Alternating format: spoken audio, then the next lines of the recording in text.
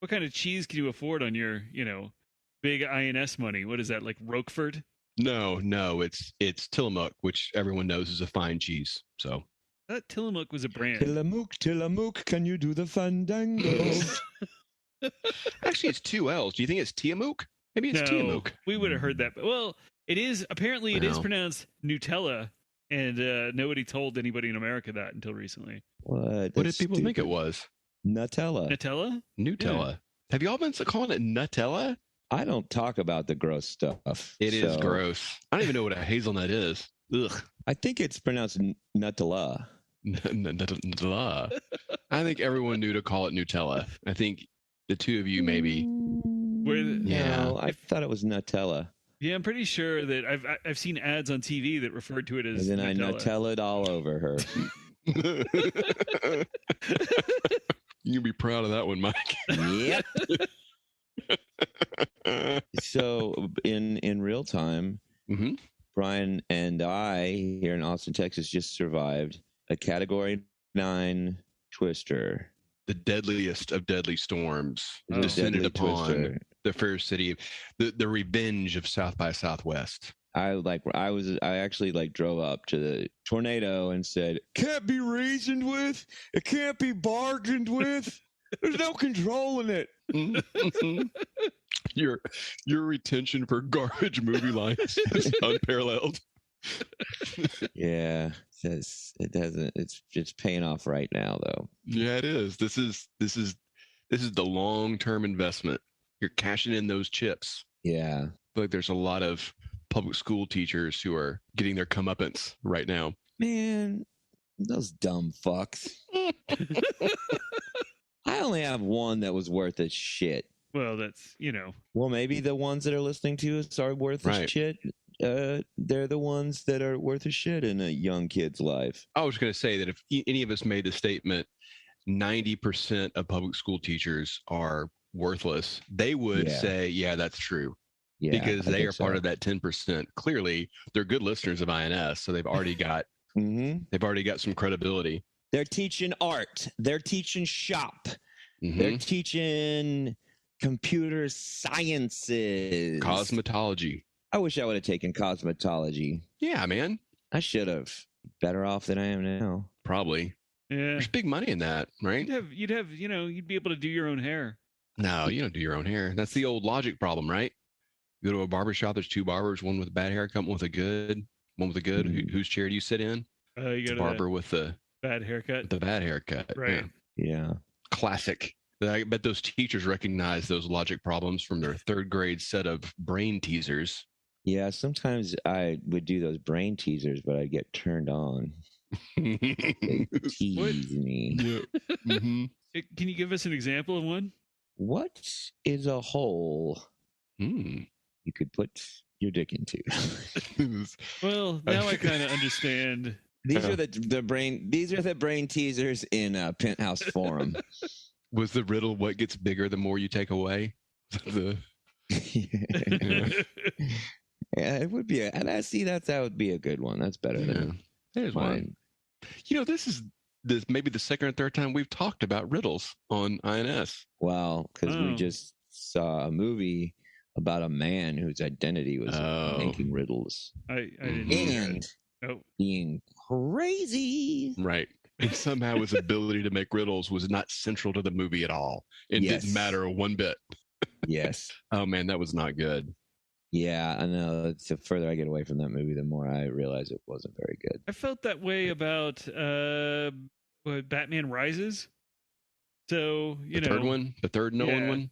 It's like I enjoyed it, and then it just as time went by, like there are some scenes that just don't make any sense, and I don't know. It's just real bloated.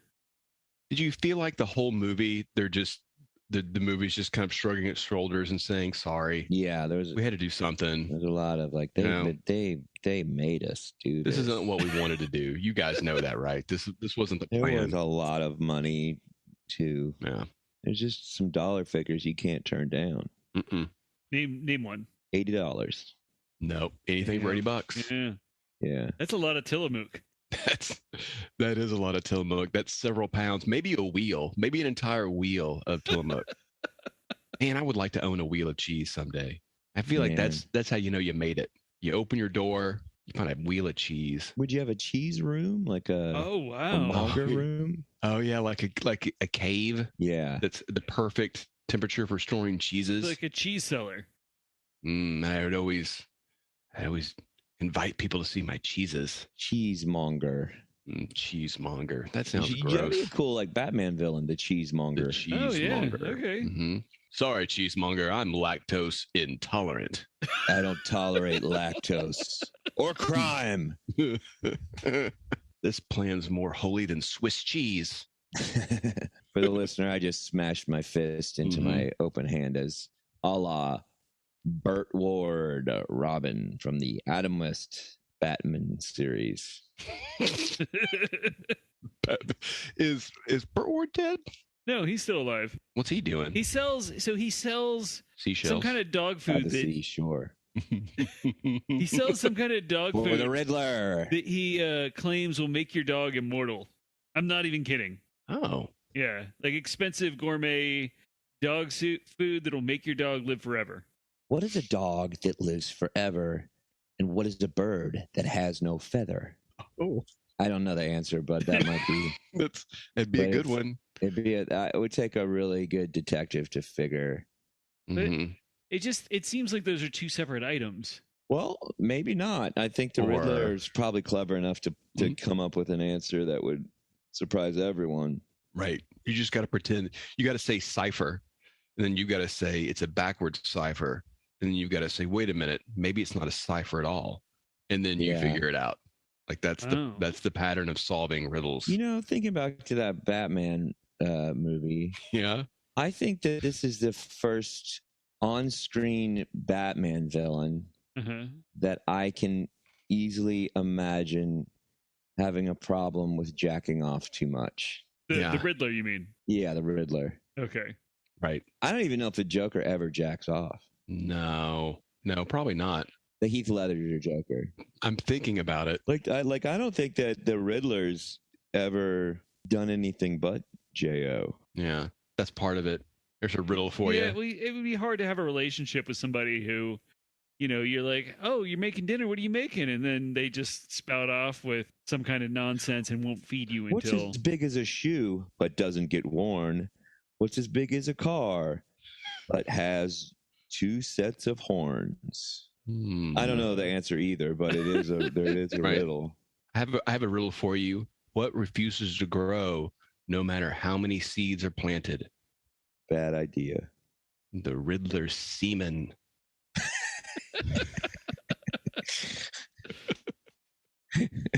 That's good. Yeah, that's pretty good. Yeah. Let us write the next Batman movie. It'd be so good. Yeah. Can't be any worse. No, I haven't seen it. In my Batman movie, Batman puts the black eye makeup on, but then he does his whole face, and then his mask gets ripped off, and then he gets canceled. He's not allowed because they know who he is. He doesn't get in trouble for beating up everyone. It's because we don't do that no more. Justin Trudeau. Real send up of Canadian Prime Minister. That's pretty motherfucker. Right. That whole freedom convoy thing, the way he cracked down on that was just trying to distance from his racist past. Yeah. Convoy. We got a great big convoy and it's trucking through the night. I did see a funny thing that there's like the convoy was coming through and some like dude rode his bike at the very front of all of them, just really, really slow. And they're just hundreds of things honking and him just slowly driving. Is he kind of meandering in the lane a little bit? Like like a little wobbly? Like going in and out.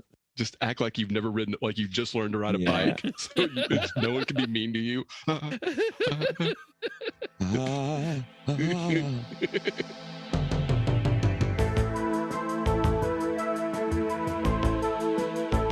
Welcome to INS, the International News Service, your source for the most important weird news from across the globe.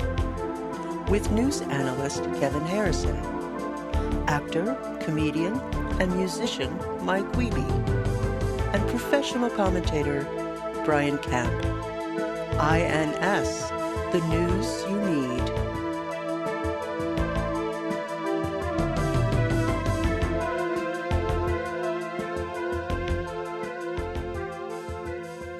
Welcome to the International News Service. We're your hosts. I'm Kevin Harrison, along with... I am Brian Camp. I am weather chaser extraordinaire. Hey, that's not a weather system. It's a Star Destroyer. I forgot the line. It's a Death Star. That's no moon. It's no moon. That's no moon. Glad you worked this out ahead of time. Yeah, well, there's a lot of prep that goes into this. Yeah. Philip Seymour Hoffman. Mm-hmm. Mike Wiebe, hi everybody. He's dead. Yeah, he's dead. Right? Okay. Yeah. His son, however, starred in movies. I heard that. He was in that Licorice Pizza. Yeah. Doesn't sound very tasty. It was a name of a Southern chain California of record stores, apparently. Huh. Oh, I get it. Licorice Pizza, record store. I get it. Black pizzas. I never thought about it. I didn't think about it until just now. It's a pretty good name. That's a good name. I don't think it was that good because they didn't stay in business. Well, what record stores did? Yeah, name one. Damn it. You're wrong. You took too long. Mm-hmm. Do we want to just scramble towards our aged demo immediately and talk about how much fun going to record stores used to be? Yeah. Or, I mean, admittedly, I think we spent more time probably in CD stores. Yeah. Yeah. That's true. That's true. That clack of the CDs hitting each other as you scroll through. Yeah. Remember when they came in a big, oblong cardboard box? Those cardboard boxes are worth a lot of money now. What, like I bet $10? so, yeah, because they were hard as hell to take off without destroying them. Yeah. Right? Yeah. And two, they were actually made with a very rare amphetamine. So if you have one, smoke up, Johnny. Smoke up, Johnny. So our first story... Oh, go ahead. Well, I'm sorry, Kevin. I know we need to get to the news, and that's what the listener expects from us. The hard-hitting news that we've become famous for. Yes. But here we are again, a trio, and I just wouldn't want... I don't want to get so used to the betrayal that we don't call attention to it, I guess, is what I'm saying. It's so standard for Mark to fail to show up to this. It's hyper normalization of abuse. Hyper normalization.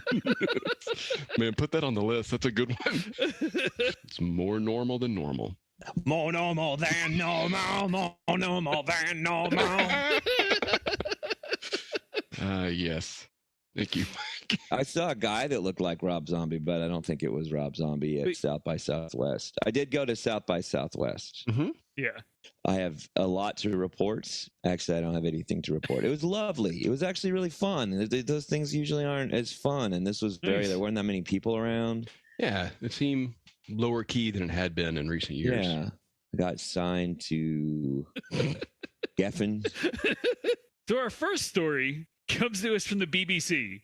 The Bad Boys Club. I don't think we've had a BBC story in quite a while, so... Well, after we got on to them the last time, they probably were afraid to publish. Yeah, let's see if they've earned. Let's see if they've earned back our trust. Yes. Potholes and other road maintenance issues can be serious problems when they're neglected by local governments.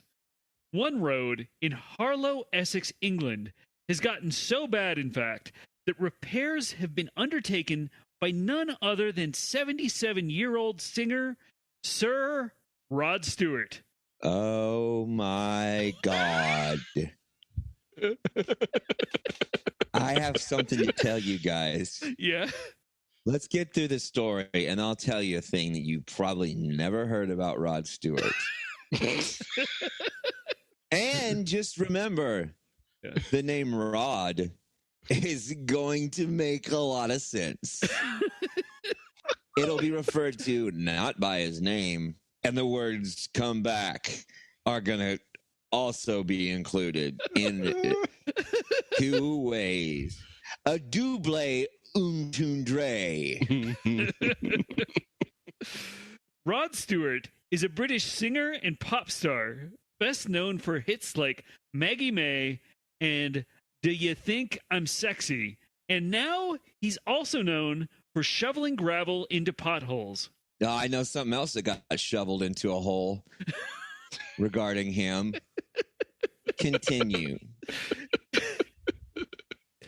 In a video posted to his Instagram, Rod Stewart said, quote, "People are bashing their cars up. The other day, there was an ambulance with a burst tire. My Ferrari can't go through here at all." Oh, no. Oh, no. Oh, no. I think it's cool that he has a Ferrari, but not that cool. Mhm. I don't know. I kind of sometimes I see like Ferraris and stuff, and I just think like, oh, you're an asshole. True. I don't think they're very good cars, are they? I mean, like they're super fast, but don't they like break down and shit a lot? Yeah, they need And, all those. They need a- like constant maintenance. Yeah. It is such a pointless display of wealth. Like, I think, look, if you want to collect cars for whatever, if you want to go to a track and race cars, that's fine.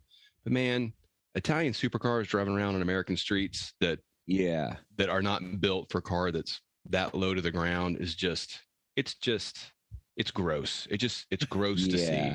That's what I was saying too, because I do think they look cool and stuff. Yeah, they're I'm cool not like a car guy, but they're cool.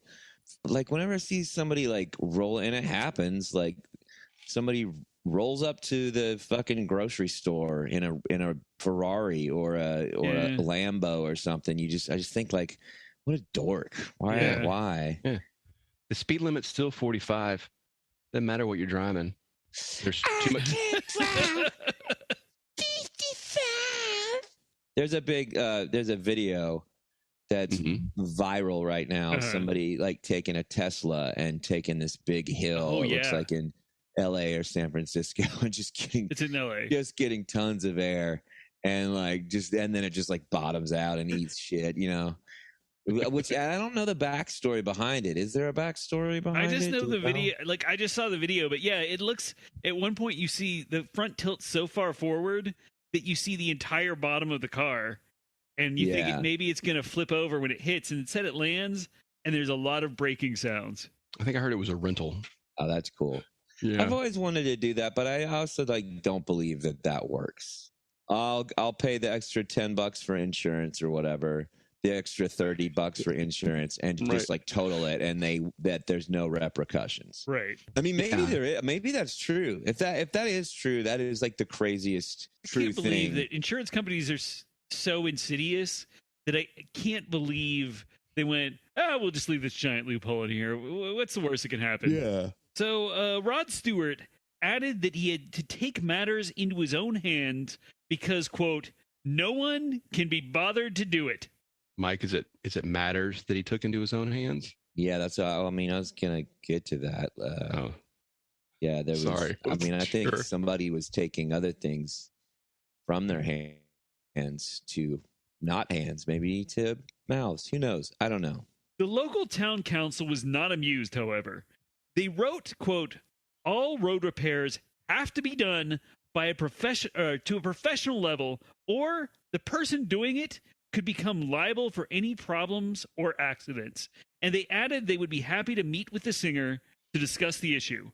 As of this recording, or about 10 minutes ago, Rod Stewart's Instagram video featured him working on the road, and it had over 91,000 likes and over 5,100 comments, including a comment from his former bandmate and current Rolling Stone guitarist, Ron Wood, who wrote, "Bravo, Rod." What's he doing on the road? Like how? I mean, potholes aren't like I'm gonna go fix that fence. Like they're not. It's not like a. He's got a big truck full of gravel, and him and his mates are filling up the potholes with gravel. Man, I know another pothole that got filled up with human gravel. What's the? Is there a story? Is there a story? Well, I mean, I guess I want to wrap up. Like I on this specific story that Rod Stewart. I think there is a weird thing where like, yeah, we need to start. Not need to, because you don't want them to get used to it. But there's the thing of just like, fuck it, the city won't do this. There was I can't remember if it was somewhere in the South, I believe. That was just, or maybe it was in the UK. I don't remember. something was completely riddled with potholes. And somebody just started, and no one would fix them. No one would do anything about it. And somebody just went out with a can of spray paint, and every pothole, they just spray painted a dick on it. They spray painted a dick coming, or a dick and balls everywhere. And lo and behold, the city started fixing all those potholes up. So don't tell me what I do isn't important. Well, and that seems a lot easier than actually doing the work yourself. That's a kind of work. It's a kind of work. Heather was saying that she had some friends that were like skateboarder dudes that like build bowls and that know how to work with concrete and would go out and like concrete up potholes and stuff here and there. And I don't know if the city got mad at them or not or whatever, but it is just a thing of like, well, what do you expect? We got to drive on these roads all day. Right. Yeah. And I don't know, have you guys ever hit like a really bad pothole? I fucked up my car bad. I was going to this is several years ago. I was going to a show, and I was all excited, and I just hit this fucking thing, and it destroyed my tire. It fucked up the wheel. I had to get something done with the wheel, and it's just so loud and shitty sounding. So what I hear you saying is, if Rod Stewart lived in Austin, you wouldn't have had that problem. Basically, not. I think I like Rod Stewart a lot. I like his music, and he went through a horrible trauma. Oh no! It was a long time ago, and it was when I was a kid, and they tried to keep the story real quiet, right? But I knew a lot. I was kind of in the know when I was in junior high. Like, I knew had a lot of industry connections, and people that would know about the seedy side, the seedy side of Hollywood, and Denton as well. In Denton, Texas, sure, 2,500 miles from. Yeah. Okay. So I got the lowdown on the story, and I didn't break it like publicly because I have a lot of respect for Rod Stewart's music. But it is, if I would have gone to Extra, because TMZ didn't exist at the time, but I'm sure, I don't even know if Extra was on. It would probably be E.T., Entertainment Tonight, with Lisa Gimmons. Maybe a current affair? Maybe a current affair. I bet this does seem like current affair material. Fair. And then, Enquirer probably would have jumped on that. But turns out Rod Stewart had let's just say an adult party with a whole bunch of special guests. A bunch of guys. Okay. And I'm not going to say how it happened. Nothing wrong with that. There's nothing wrong with that. I'm going to say that. But, sometimes when you are experimenting and you're testing the boundaries of sexual exploration, when you're boldly going where no one's gone before, sexually, you're essentially you're Spock and Kirk flying past Uranus. I wasn't there. I don't know exactly how it happened, but Rod Stewart got so much male ejaculate pumped into his stomach that it started to kill him. It was killing him, because if you have too much of that stuff in there, you will die. I mean, obviously that's a fact that we all know. But and you think about it, I heard 12 gallons is what I heard. How many liters is that? Well, that was the thing. It was like I was lucky because I was in school and I was able to quickly reference the liter versus gallons different. It translated to about 12 gallons. A little over, a little under. Right. And 3 gills. He was dying. He was. So they had to rush him to this hospital, right? But nobody wanted anybody to know that it was him. But there was this one nurse who happened to be working, and she was the aunt of a kid that I went to junior high with in Strickland. Yeah, that's how you were privy to. Yeah, exactly. And she went and checked the charts, saw what was going on. And they had to pump 12 gallons of semen out of his stomach because it was killing him. And what I asked, well, my question was, why didn't they just, make him throw up? Why don't you just throw that up?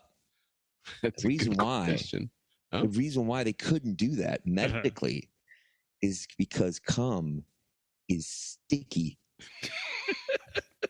and it was too stuck in there.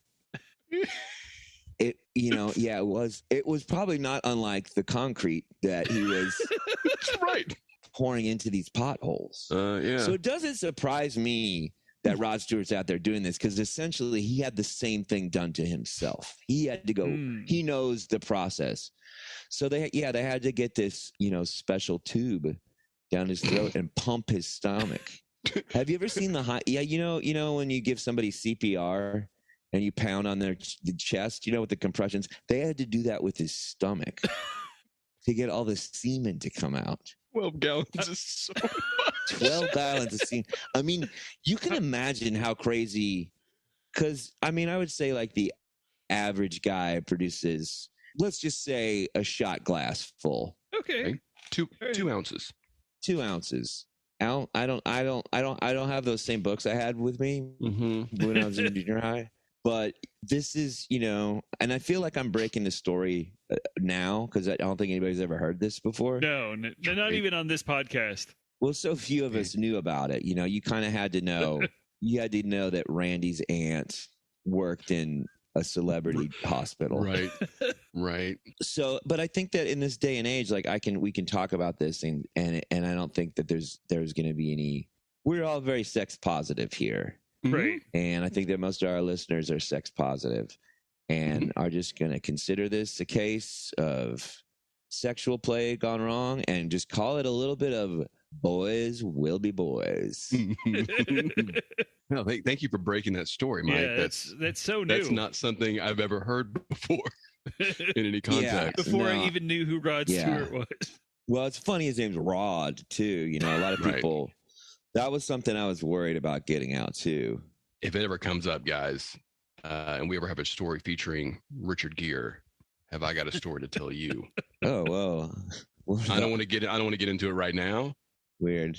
But it's something similarly, Mike, that I don't know that a lot of people know about. And I happen to come across it, and I've tried to keep quiet about it my whole life. It's shocking and not something you would expect. You learned this in junior high? Yeah, it was probably around junior high that I heard it. What junior high was that? That was the time that was Calhoun Junior High. That was it was kind of a rough and tumble spot in Denton. We don't need to get into it, but I don't know who you talk to, but it might be fake news, because I know a lot of Calhoun kids were noted liars. Oh, you son of a bitch. No, it's from a very reliable source. We'll get into it next time on the next time we cover Richard Gere. Okay. Next time we have a story about an officer and a gentleman. Right. Hollywood Babylon, the podcast. Mayonnaise. So our next story comes to us from Vice, and we haven't had this in a while. This story wins headline of the week. Oh. So I normally don't read headlines, but this was a pretty good one, so this one gets read. And the headline is "A priest used Jesus's butt as a time capsule." Oh, that is a good headline. I hope it's an accurate headline. Can I already say what I think I'm going to say at some point in this? What's that? Yes. Wrecked him, damn near killed him, and then resurrected him. That's good. Art restorers of an 18th century statue of Jesus Christ located in a church in northern Spain have found something they weren't expecting. While working on restoring the statue, the workers noticed a small opening in the statue's butt that was covered by a piece of cloth. And when they took a closer look, they realized that the opening held a secret scroll. Apparently, in 1777, a priest named Joaquin Minguez wrote a note chronicling his daily life and then hid it in the ass of a Jesus statue, hoping that it might be read by some distant future generation. That's cool. The note covers topics ranging from the state of Spain, his town's economics, current trends, the most popular bullfighters, the effects of typhoid fever, and it even mentions the sculptor's name.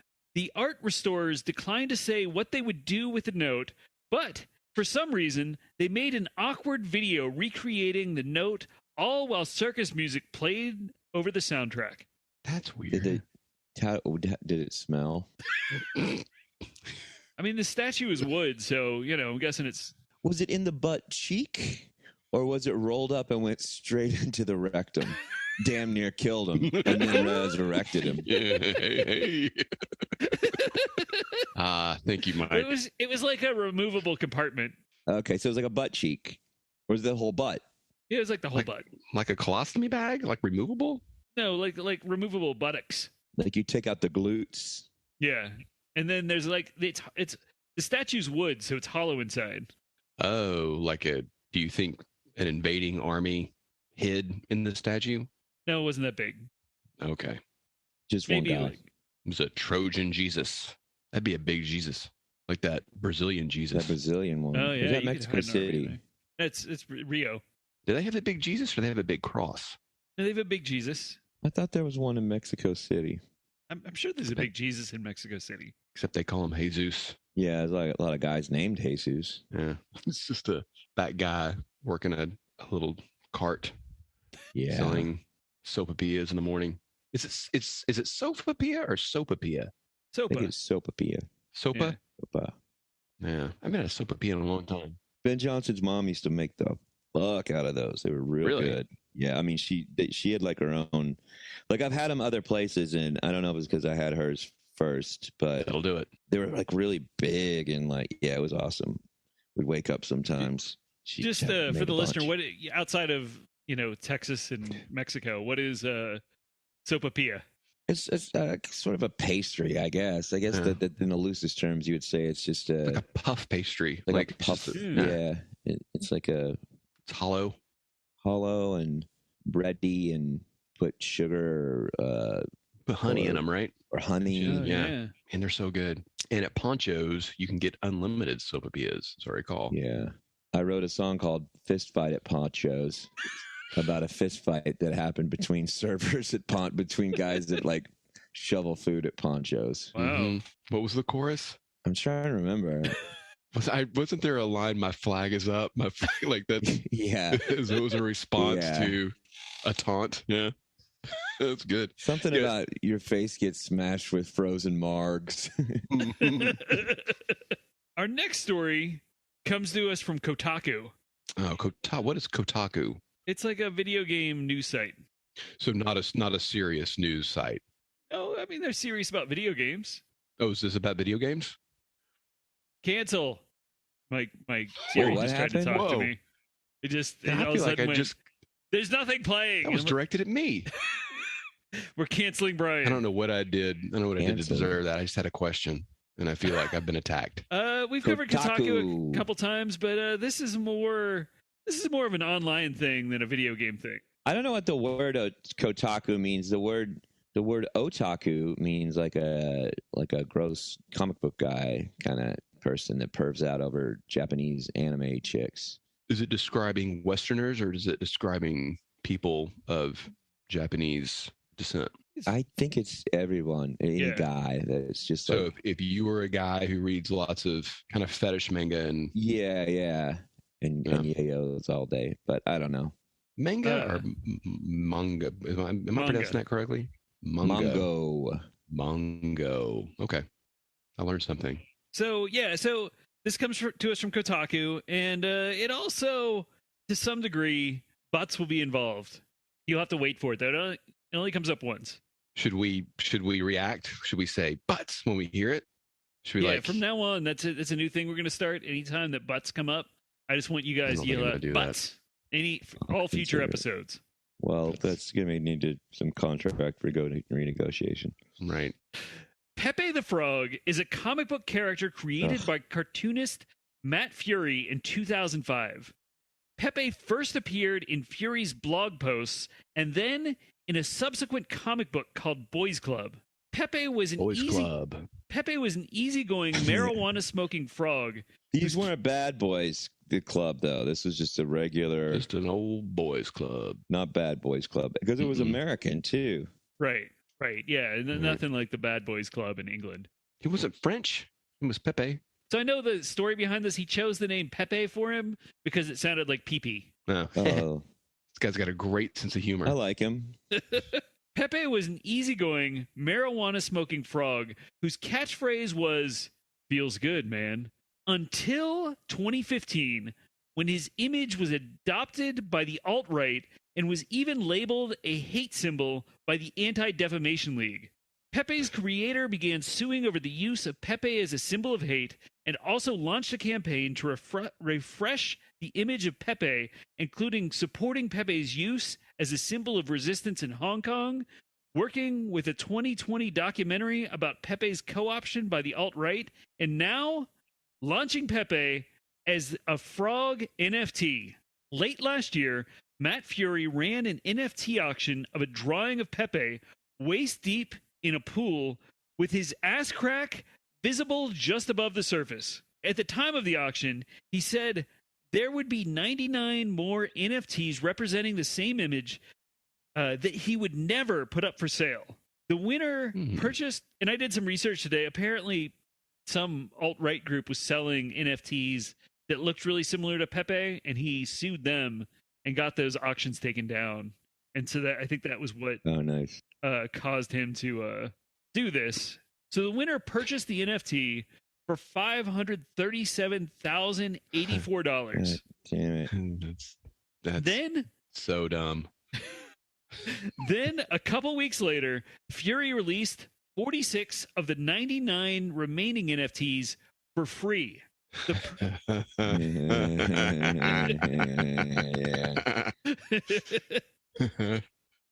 The purchaser is now suing Fury for his purchase price plus punitive damages for devaluing the image. The lawsuit is far from over, but it's confusing as to what the purchaser's legal strategy is, since Fury owns the copyright to the image. He never promised to retain the 99 NFTs. He just said he'd never sell them. And the image itself is visible numerous places online, including the auction site. Nevertheless, Fury has succeeded in getting us to talk about Pepe without linking him to the alt-right. Well, all right. Yeah. That guy's supposedly really cool. And like the comics, because it was a comic series, and it was just kind of like goofy stoner sort of humor. It wasn't, definitely not political. Then there's a documentary that's actually really good and interesting called Feels Good, Man. Yeah. And actually a guy that that I know from Austin. I haven't seen him in years, but was I think directed it or was produced it, I think. You had to watch a couple of trailers for that because I didn't know how to pronounce Fury. If it was Fury or Furry or what. Yeah, but it's, it is that weird thing where like, all right, they were obsessed with the Pepe thing. Yeah. They were really... It was everywhere for a while, yeah. I didn't know the origin. Like, why did they pick that? Do you know that? Like, I don't know. It just became like a meme. Why did they glom onto it? And then around 2015, it started appearing in their like chat groups. And then they started morphing it into the images of things that they liked, like Trump and Hitler and whatever, and just like attaching it to like, yeah. But it's like I'm imagining a dating site with those likes and dislikes. Likes, Trump, Hitler. I think, like as far as like the image, like it's this very like kind of like dumb, smug looking like fuck you kind of like looking frog, and so that had to be like just kind of a weird smug look on its face. And I don't know, I've seen it happen with a ton of things that aren't necessarily nefarious, where there's just, for whatever reason, there's things that just weirdly snowball and just kind of go out of control, and whatever it was meant initially, like, I mean, kind of like the Keep On Trucking guy from the 60s or 70s. Oh yeah, R. Crumb did like this Keep On and apparently that or the guy that just the yellow happy face, Have a Nice Day. Right. That wasn't like, that was just like a thing that caught on for no particular reason, but it just kind of did. You know, people had made drawings of smiley faces before, but it just kind of there was some just sort of thing that was in the zeitgeist that kind of there was a storm that it just kind of happened. I think it's something you can't plan, but. So you guys remember the guy who looked like a fry guy that if you don't like my driving, call 1-800-EAT-SHIT, and he was flipping you off on the bumper sticker? Yeah. That guy. I like that. So that's like that. I do have a story about this. I didn't think about telling it, but I'll tell you now. Like, and this goes back to junior high in Denton, Texas. I don't know specifically which one, but the first person Matt Fury if it's a cool story sued was an assistant principal at a junior high in Denton, who wrote and self-published a children's book all about Pepe the Frog and how him and his friend, like a caterpillar, I think, were going to team up and like kick out all the alligators who were clearly like Palestinian caricatures. And word got out, and supposedly the school did not fire that guy. They just reassigned him. Yeah, it sounds like Calhoun, actually. That you're right, Brian. That does sound like Calhoun. It has more of a really. I mean, I thought it might Calhoun, be. It's got a Strickland vibe, I think, a little bit. Vibe to it. It sounds like. Yeah, no, I remember there was a lot of. But he was the first one that Matt Fury sued or threatened to sue, and he made him give up all of his profits to. I think it's like either the Anti-Defamation League or some civil rights organization. So this is tangential to this, but I've heard, and you guys might know if this is true or not, but so the NFT marketplace I hear is awash with forgeries, false sellers, illegal selling, like unverified. I guess that's the word. Like people just claiming other people's art as their own and selling it at a monumental scale, like at a scale that is staggering. How often people are having their shit stolen. What you're buying when you're buying an NFT is you're just buying a point in the blockchain. So whatever is connected to there is connected to there, and so you're maybe buying this picture, but you're really not. It's just because the picture can be changed, and you're not buying the rights to the image usually. So does that mean that anyone can sell any point? Like, how do you establish ownership of a point in the blockchain if you are not the creator of the artwork? Right, because you could just I can buy Ethereum right now and have whatever that is, wherever that is in the blockchain.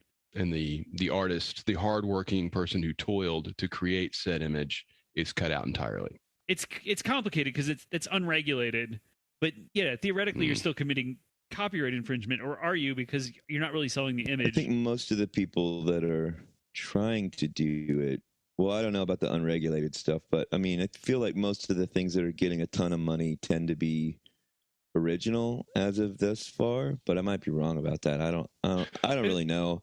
I bought one, and you saying it made me go check to see, and it was, and I think if I sell it, I'll make $150. So, nice. No, I was hoping for a lot more. So, but whatever. And I don't even know. At least you didn't spend. They said so. The lawsuit says that this guy is estimating that his NFT is now worth $30,000. That's more than $500,000 less than he paid. Yeah. Good luck establishing value. I wonder if the guy that bought it was like an alt-right guy. Yeah. Well, that's the other thing, is a lot of this money, as people have traced it through NFTs, is going to like alt-right groups and going to it's just like a new way for people to store their money. So a lot of it is sort of like black market, gray market kind of things as well. Well, it seems like a great way to launder money too. Yeah. Well, all art has always been a great way to launder money. Right. I like artists. I don't know that I like the art world or people who consume art. We're making lots of salient, serious points that I think we need to get away from. All right. Have you ever eaten at Uchi? That food is art, and I think I would be happy to consume that. I only eat sushi that has spicy mayonnaise sauce on it. Ooh. They have that. I hate that stuff. I was being facetious. To me, that ruins everything when you put goopy junk on stuff. Oh, I hate it. It's gross. No, gross. Super gross. I don't think they have spicy mayonnaise stuff. They have some kind of weird thing that you've never had that's blow your dang mind. I need to go there. I'll be good. Is that a restaurant in Austin? Yeah. Yeah, let's have the listener here, Mike and I, make arrangements to go eat somewhere. Yeah, you guys want to make? Why don't you make reservations right now? We can wait. I mean, I could. There's a good happy hour that's actually, it's expensive, but it's still somewhat affordable, as opposed to like going out and like spending a ton of money. When does your happy hour start? Is it like a 4 o'clock? 5. A 5? Yeah, I do that. So our next story comes to us from Insider. Fun Police just got here. Yeah. Kawasaki is best known for its motorcycles, but spectators at March's International Robot Exhibition in Tokyo were treated to its latest creation, a rideable... Hey, Kevin. Yes. Is this some kind of bovine liquor company?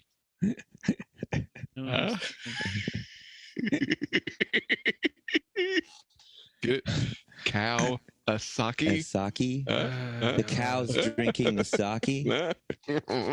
Number 1 podcast in Norway. That's how it happens. You're welcome, investors. Where was I? They were treated to Kawasaki's latest creation, a rideable electric goat robot. The goat robot, named Bex, walks by alternating its limbs and can be used as a transportation device with riders steering it using handlebars. The goat can carry up to 220 pounds or around 100 kilos, and Kawasaki said it could be used to carry cargo in warehouses and factories. Kawasaki didn't give any specifics on the goat's speed or if, like goats in cartoons, it can survive on a diet of tin cans. Probably would have to eat the tin cans since it's a robot. Yeah, robots eat metal. Does it look like a goat? Is it cloven hooved? Not really. The hooves look like they're not wheels, but they kind of look like wheels. Do they have rectangular pupils? No, they don't have any pupils. Creepy as hell. In fact, I think the head is removable. Man, they're so weird. Nobody talks about how weird goat pupils are. Yeah, like why are they like that? Goat pupils and octopus pupils are the same, and that's what freaks me out. Octopus have goat eyes, or do goats have octopus eyes? Yeah, they got that like sideways oval pupil, just like goats. Yeah, it's always surprising when you look at one, they look at you. You feel like something's happening. Yeah, I don't care for it. There must be their vision must be radically different, right? My understanding is it's a prey animal thing, so they have a more of a 360 kind of vision because of the way their pupils are shaped. Oh, so it's harder to sneak up on them. Well, rabbits don't have that. Rabbits' eat rabbits. Vision is really bad. They got good hearing and smelling. Horses don't have that. Horses are fast though. Goats aren't fast. Things eat horses, right? I think. Well, then why wouldn't they build a mechanical horse? Do horses have any natural predators? Well, they're not native to the U.S., so not here. All horses come from Europe. That's my kid's book I'm writing. All horses come from Europe. It features Pepe. Yeah. Pepe. All horses come from Europe, and we want to keep them out. Do horses belong here? No. Where should we send horses? Send horses back home. It's not wrong to ask someone to go back home. It's their home. Yeah, every other page is you get the kids to yell along with you. Send the horses home. Yeah. That's real fun. The horses are always smiling really big as you load them up and send them back to their homeland with all the other horses. I can't wait until somebody excerpts just this part of this conversation, and then we don't have a podcast anymore. Nah, well, Mark will probably cut it all out. Rest of it. Yeah, we got the rest of it that we can say, hey, listen to the whole thing. We're just listen. We're just talking. We're just talking. People can't have conversations anymore. People can't have conversations anymore. Yeah, I thought this was America. I guess I can have someone that's brain dead that doesn't think about shit come on the podcast to balance it out. But like who? Who'd that be? Anderson Cooper. Is he brain dead? Yeah, he did that phony puppy thing, right? Isn't that him? He pretended to find a puppy or something, but it was a plant. Oh, they bought one from a breeder or something. No, I don't know how detailed it was. I think he just had a phony puppy rescue. It wasn't as bad as Brian Williams' phony escape from a war zone, but Yeah, I listened to a story about that and how they were like theorizing that maybe he thinks it happened to him or something. Yeah, people really rationalize things for people they like. I don't think I could make it. Yeah, Does seem weird. I loved his work with the Beach Boys. Okay. Oh, that makes sense because he was probably on acid when that happened. Oh yeah, it's true. And he's like got confused and thought it was the helicopters, like or whatever. But he was on a fucking acid, and his fucking dad had probably just beaten the shit out of him. Right. Isn't there a recent Brian Wilson documentary and not like a made-for-TV There's one? like a movie where he's played by John Cusack and somebody else. He's played by the Riddler. Full circle. And I do wonder too if Brian Wilson jacks off. So that's full circle as well. It is full circle. I bet he does. Yeah. That's what Sloop John B's about. Yeah. I want to go home. I want to go home because he wants to go home and jack off. Yep.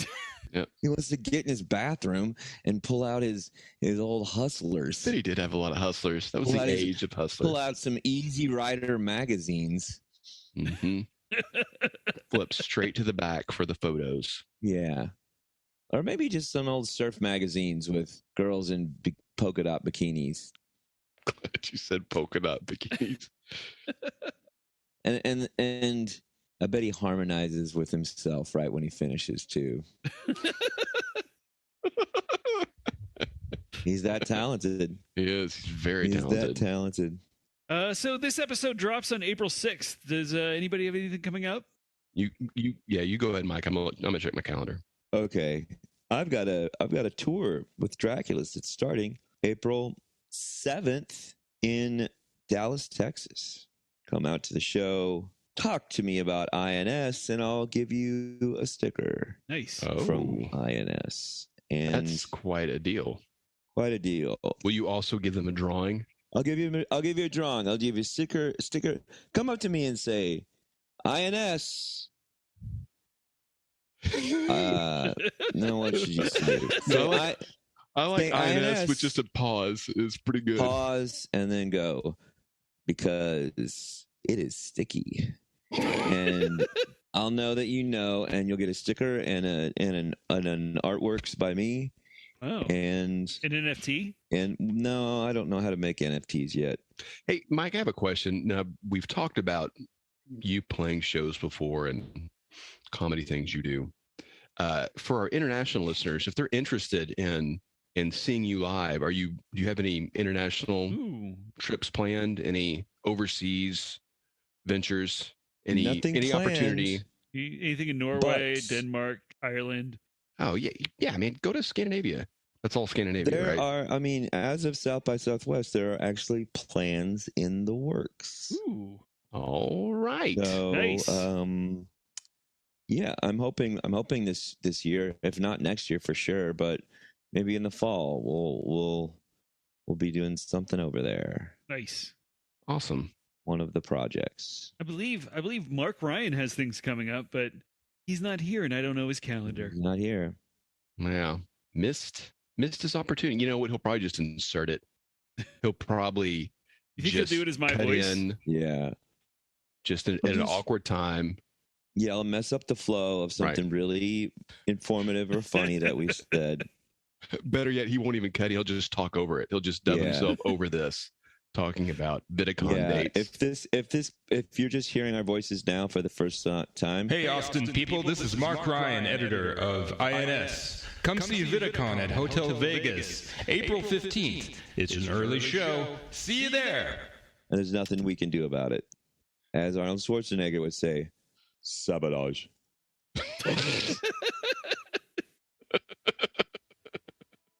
So I think that wraps up another week of the International News Service. Find us across social media at International News Pod. Email us at internationalnewspod@gmail.com. Stash episodes of INS in your next time capsule, no matter where you end up hiding it. Check out the INS merch store at Redbubble and our Patreon. We'll see you next week. Thank you for listening to the International News Service. Don't forget to rate, review, and subscribe to the podcast. INS, the news you need.